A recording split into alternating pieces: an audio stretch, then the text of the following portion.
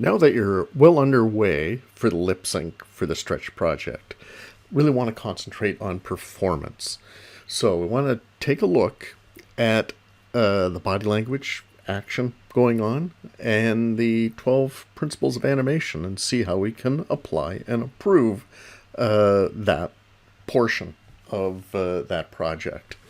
So on this one, I haven't done anything with the mouth, but I just really want to go over the body action performance. Okay, so on this one, the objective for mine, and this could be something for you, is give the character something to do while he's saying his lines to help punctuate, accentuate the dialogue, but also to make it look natural and not overstaged, meaning he's just standing there talking.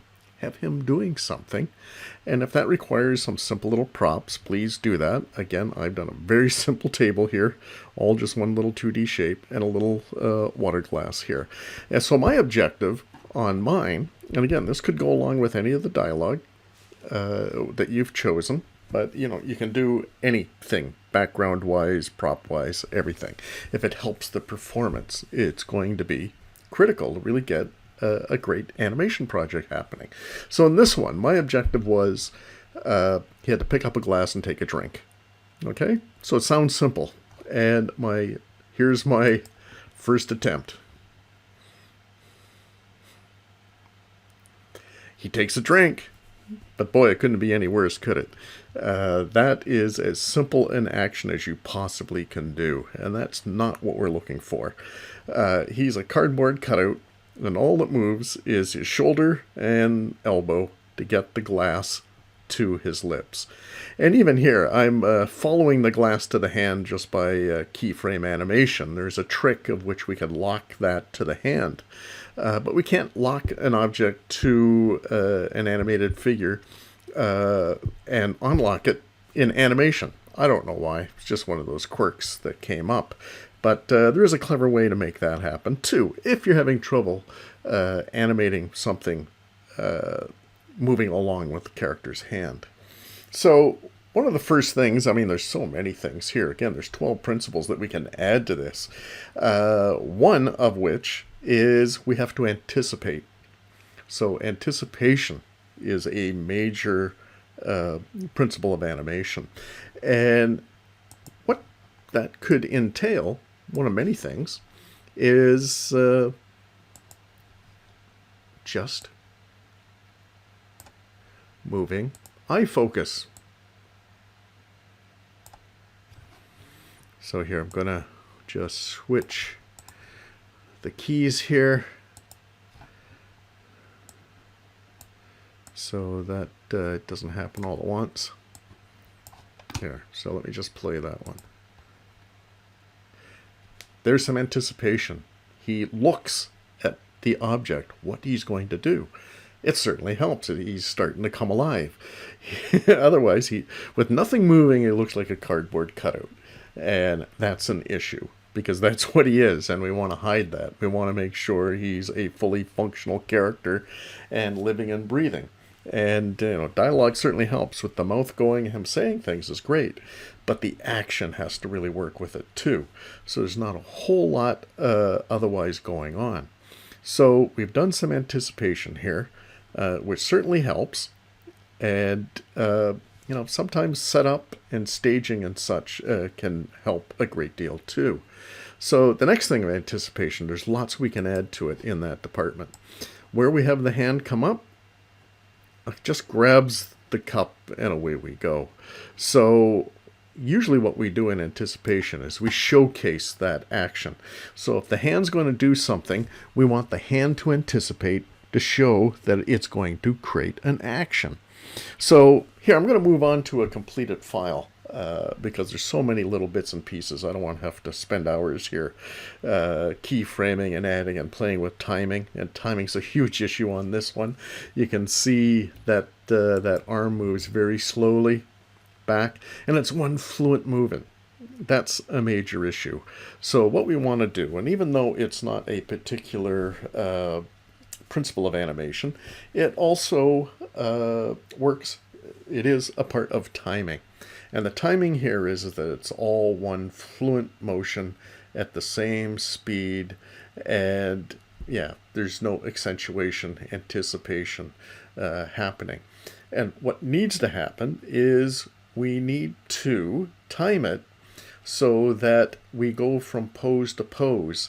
And that pose to pose is going to be favoring those key poses so they really read well. Right now, it's just one fluent, nonstop action, which we want it in our walk project. But in a performance, we don't want nonstop action like this. Yeah, we want things to keep moving, but we really want to favor the key poses so they really read well. And I'll show you what I mean. So what I have here is a completed animation of that same setup. Now, I tried to add all of those principles of animation, and we'll go through them as we take a look at this. So if we take a closer look, now what I had to do is move the character back a bit. I had to grab the pelvis and move him away from the table a bit. And that's so I could get more of the body action happening. So let's just play it, and I'm going to go through this many times and break down each bit of movement and explain the principle of animation behind it. So here we go. Let's take a look. There we go. So you can see I moved him further back so he could lean forward and grab the glass. Now that's gotten the whole upper body rotating on the pelvis and moving forward. And this is one of the main reasons we have the pelvis separate from the upper body, so that we could move all that action and still have the feet and the legs planted on the ground. So you can see we don't have any action or anything happening on the feet and the legs, and that's fine because we're really focusing on that upper body action and his taking a drink. Okay, so let's stop and take a look and really take a look at things here. So what happens, we talked about anticipation and favoring a key.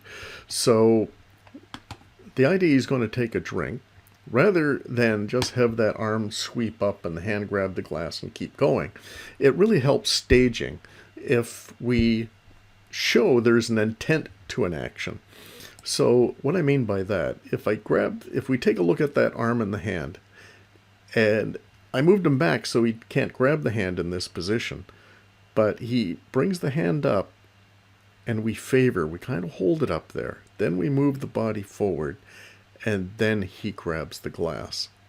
So we've really taken time to really accentuate the hand is going to do something. It's like right here. Look at me. Look at my hand. I'm going to do something with it. That makes clear animation that the audience can follow what's going on and we get it. Then comes down, grabs it, brings that glass up, and then when it takes the drink, takes some time to take a drink. This is favoring a key. We're favoring this hand in the upper position with the glass to the mouth, and he leans back as he has a good long sip. And we do have some little action, little subtle action, so it's not frozen, and then puts it down, and then releases the glass, brings the hand up and brings the hand down. So these are things we should be applying so that the action is very clear. And we're staging things so that it's readable and has focus, that the audience isn't going to miss anything. Okay? So let's take a look at what else in this action is making this happen. So what I did before for anticipation, we changed the eye direction. Not only that, not only does the eye direction change, his eyes get bigger. See, I kind of stretched them out here and brought the eyebrows up. That's in recognition. He's recognizing. Not only is he looking, he's now recognizing, going, I'd like to have a drink. That would be great. This is the character thinking. So to make this character made out of all these little bits and pieces come alive, we got to indicate him actually thinking. And these are little tricks that we can do to make that happen. So make use of the eyebrows, make use of the eyes. We can make them flexible so we can see those stretching up and then he's recognizing. All while he's anticipating with the hand action. And then leaning forward into that glass. That was an important part that I found in the staging. I had to move him further back so that I could have him reach for the glass and get that upper body to lean forward. So that's all staging. It's just trying to make the action more interesting and getting more interesting silhouette and stronger pose so that we can see what he's doing. And as he brings the glass up, this other hand is reacting to a lot of the action here.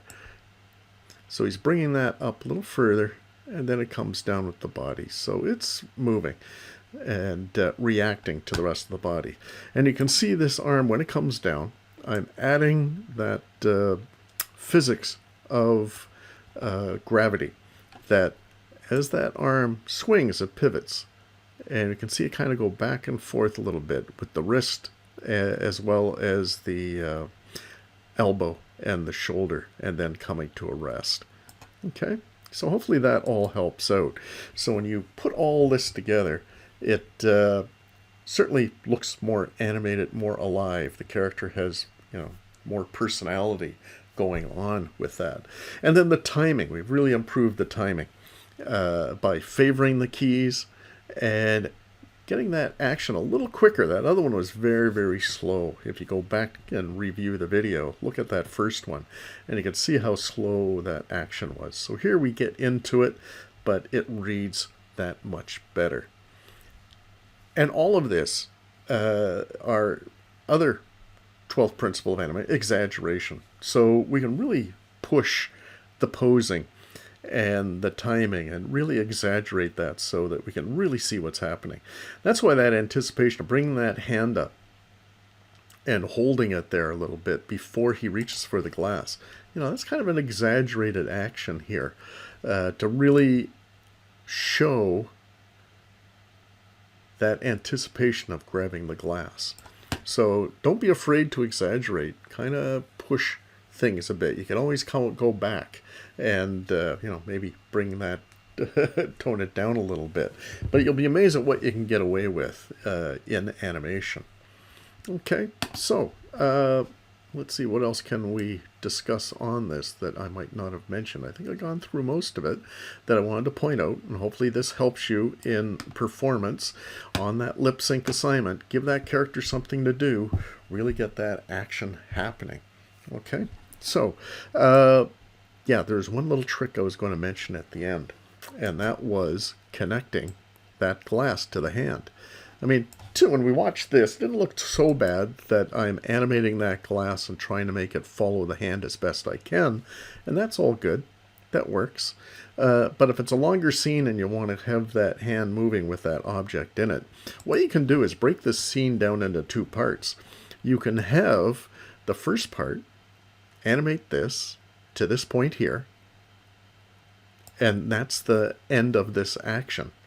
And then set up this scene and get rid of all the keys beforehand and link the glass to the hand and then animate the rest of the action. So you got two different max files. So what I mean by that is you come to here and you're finished with this max file. You can say picking up glass file 1, and then you have do a save as and label this as complete glass drink file 2, and in this one that glass is linked to his hand throughout the whole scene, so he doesn't let go of it there. Again, he does let go of it at the end, but that would be a third scene of which you have unlinked it and you go through the rest of the action. That's breaking it down into 3 files, so that's complicated. But man, that glass is going to be rock solid on the hand because it's linked to the body. Unfortunately, you can't animate linking and unlinking. So that's just one of the challenges that we work with. And that's one of the clever ideas of making that happen. And that wasn't my idea. That was a student's concept in a film last year that was fabulous, where did that exact sort of thing, picking up an object, and it was locked on solid. And I had to ask them, wow, how'd you pull that off? And that's how they told me their trick. And I thought, what a brilliant idea. That's animation, being resourceful and really coming up with the solutions so it ends up on screen and looks great. And it doesn't matter how complex or simple it is, does that work. So anyway, hopefully this helps you out, gives you an idea of performance and what you can add to that to really make that work, because that is a good portion of the mark for this project. It's not just the mouth shapes, the syncing of the sound, it's the performance. How do you get the whole body action working in with this? Okay, hopefully this helps out. Good luck.